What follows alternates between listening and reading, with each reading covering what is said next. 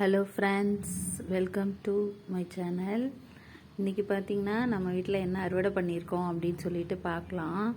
பார்த்திங்கன்னா தக்காளி வந்து 2-3 செடி இருக்குது. அதுலேருந்து பார்த்திங்கன்னா நமக்கு இவ்வளோ தக்காளி வந்து கிடச்சிருக்கு. அடுத்து பார்த்திங்கன்னா கத்திரிக்காய் வந்து நிறையா இருந்துச்சு. நான் கொஞ்சம் தான் வந்து பறிச்சுட்டு வந்தேன். அடுத்து பார்த்திங்கன்னா லெமன் வந்து இப்போ தான் சின்ன சின்ன சைஸாக நிறையா இருக்குது.